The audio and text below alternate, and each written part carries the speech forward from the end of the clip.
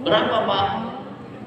Misalnya kangkung seikat 2.000, masih ditawar itu ibu-ibu. Udah sih 1.500. 6.000 baik lah, 3 ikat 5.000 baik. Jadi kan udah saving 1.000. Jadi pokoknya ibu-ibu ditawar. Makanya saya ketika mengantar istri ke pasar Raut, itu saya kayak kuli pangku Pak. Di belakang bawa barang bawaan, nanya, bawa berapa Pak? Sekilo 21.000. Mahal, pindah lagi ke toko sebelah, pindah lagi, akhirnya ke situ lagi, balik lagi. Itu ibu-ibu itu. Beda dengan saya, berapa Pak? Kangkung seikat 2.000, murah amat ya, kata saya. Jadi saya bawa uang 200.000, 300.000, itu kebelinya sedikit, beda dengan istri saya. Saya nggak pernah ditawar, ibu-ibu pun ditawar. Jadi kadang-kadang saya mendingan nunggu di tempat parkir lah, daripada ngikutin istri saya belanja, capek Pak gitu. Nah kemudian ibu-ibu lebih hemat kata mahasiswa nih, tapi ini sejalan dengan penelitian saya di tesis saya.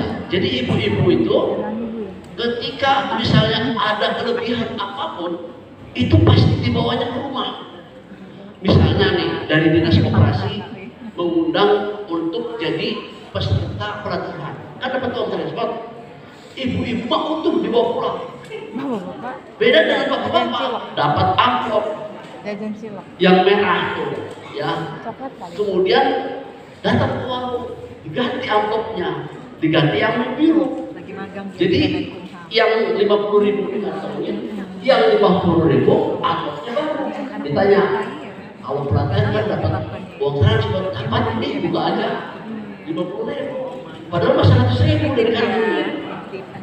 Nah, itu banyak sisi positifnya ibu-ibu.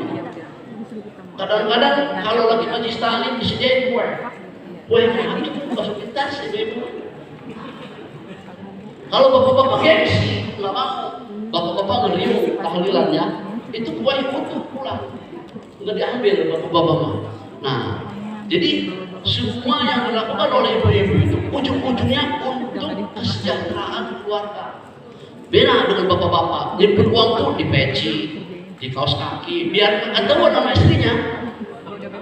Gitu ya, banyak tuh di kaos kaki, di peci, ada dilipet-lipet di mana lah biar ketahuan gitu ya sama istrinya. Jadi ada biaya kenakalan. Makanya dibentuklah koperasi. Singkat cerita, setelah KKN, mereka itu setahun sekali masih memenuhi. Zaman dulu belum ada BlackBerry, belum ada Android, ya. Belum ada WA, jadi telepon juga susah. Itu masih didatangkan. Kata saya, Masya Allah semangatnya luar biasa ini mahasiswa. Jadi setahun sekali begini. Jadi setelah 2 tahun, 3 tahun, alhamdulillah itu nama koperasinya Hikmah Cisakti, Himpunan Mahasiswa KKN Cigelis Trisakti, disingkat Hikmah Cisakti. Jadi setelah 2 tahun itu total asetnya 200 juta. Akhirnya saya kasih tahu ibu-ibu, bapak-bapaknya ada juga sih, cuma lebih sedikit. Ini ibu asetnya udah 200 juta, lumayan. Saya fasilitasi pinjaman ke pemerintah, bukan hibah, pinjaman ke pemerintah. Karena asetnya 200 juta, saya fasilitasi ke LPDB. Dapatlah 200 juta pinjaman. Setelah 2 tahun lunas Pak. Akhirnya saya kan senang ya. Alhamdulillah ini di ujung kulon koperasi bentukan mahasiswa bisa berkembang walaupun tidak cepat miliaran. Saya kasih hibah 50 juta Pak. Jadi total aset 450 juta. Nah sekarang setelah berapa tahun, 2009, 11, berarti 15 tahun. Asetnya berapa? 2 miliar. Ibu-ibu itu. Jadi tadinya menulisnya pakai buku, lama-lama pakai Excel. Sekarang udah saya kasih hibah software akuntansi. Karena ibu-ibu ini tidak ngerti akuntansi, jadi harus kasih software supaya sekali entry langsung ke perhitungan hasil usaha atau income statement. Kalau yang jurusan akuntansi pasti ngerti, langsung ke neraca, langsung ketahuan saldonya berapa. karena basisnya Excel. Nah, alhamdulillah